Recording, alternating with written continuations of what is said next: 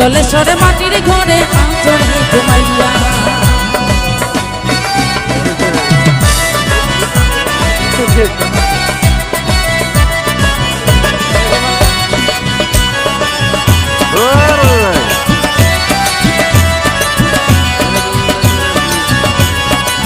বাবা তুমি পরশ বনি